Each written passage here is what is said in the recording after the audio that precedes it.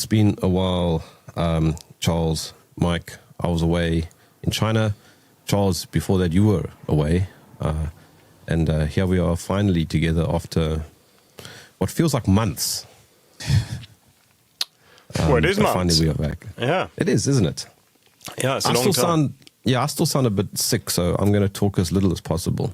Yeah, we should probably make clear that's not why you've been away. It hasn't been illness that's kept you from the airwaves.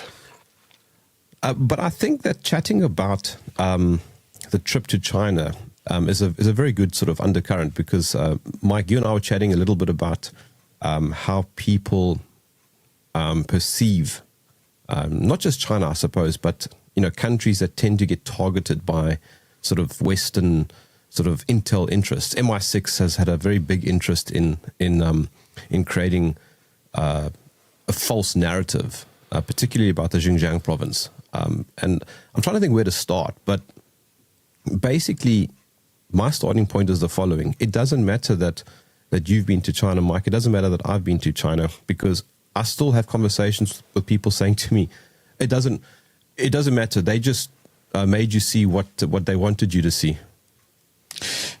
Yeah, right. Well,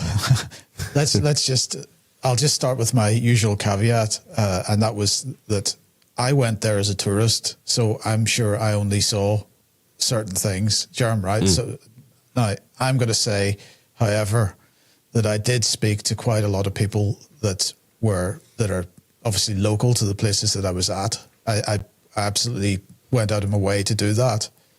And okay, the cynics might say, well, these guys aren't going to speak out because they're scared of their government or whatever it is.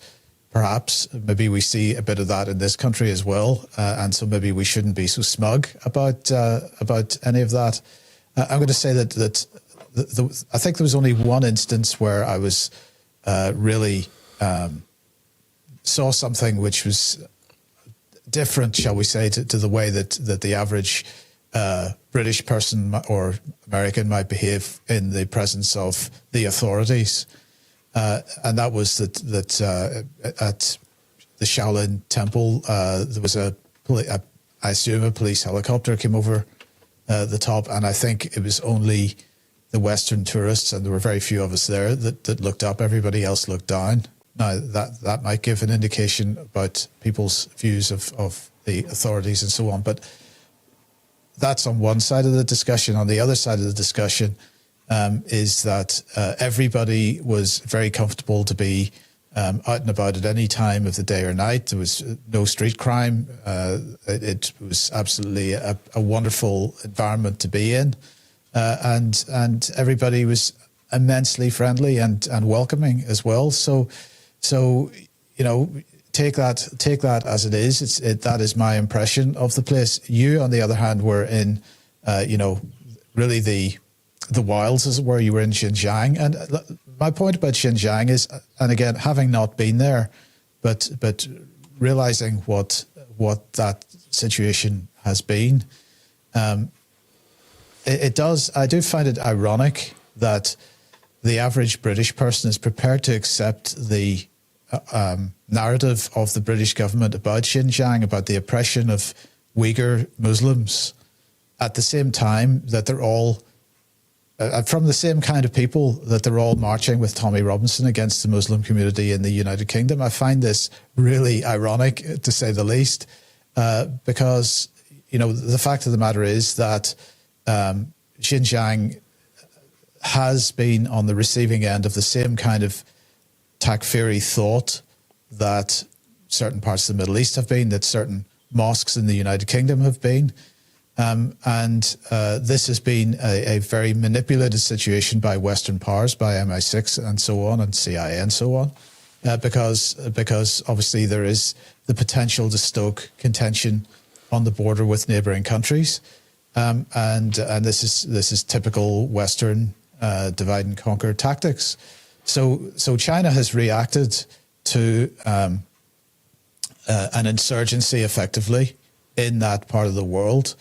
And they've reacted in a particular way, and they would argue that has been about giving people that might be susceptible to radicalization give them the opportunity to be part of society and the opportunity to learn skills and to get jobs and these kinds of things and actually be productive members of society rather than getting involved with radicalization and insurgency and so on. The West portrays that as being concentration camps and re-education and all this kind of stuff. And so, you take your poison, as it were. You decide which of those two narratives you're going to accept. But I personally accept that I'm more likely to accept the Chinese narrative on this because the people that have been radicalized in that region, many of them have then turned up, for example, in Syria, to fight on the side of the insurgents there that Britain and the United States has backed so hard since 2011. Right, so you can start to see that there are common features between what was going on in Xinjiang, and remember, the radicalized Uyghurs managed to pull off an act of what the Chinese certainly would call terrorism in Tiananmen Square. So it wasn't that this was just being restricted to the Xinjiang province itself. This is something that they managed to spread across China. So inevitably the Chinese authorities reacted to that. But the people that complain about that then complain that the British authorities aren't reacting here. So, which way do you want it?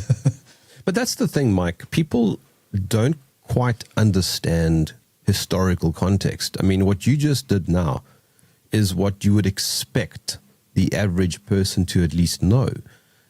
But they don't take the time just to figure out why, some of these things have been happening. I think it was 2018 where there was an MI6-backed insurgency in the province of Xinjiang. Now, listen, I've now traveled Xinjiang fairly extensively. I think I visited 7 cities right against the border. I think Kashgar is one of the closest cities to the Pakistan or Afghanistan border. And only when you're there, when you see the military and when you see how different the cultures are and you realize that there's a long history here of insurgency, of instability, only then do you start understanding why the Chinese government is trying to protect its sovereignty. And for the last few years, all we've been hearing from people on quote unquote outsiders, we've got to fight for sovereignty. Well, this is precisely what the Chinese government has been doing. Yeah, look, I understand that from you, basically, because I have no familiarity with the region at all, that it is quite a militarized place to be. Now, I, of course, grew up in a militarized place.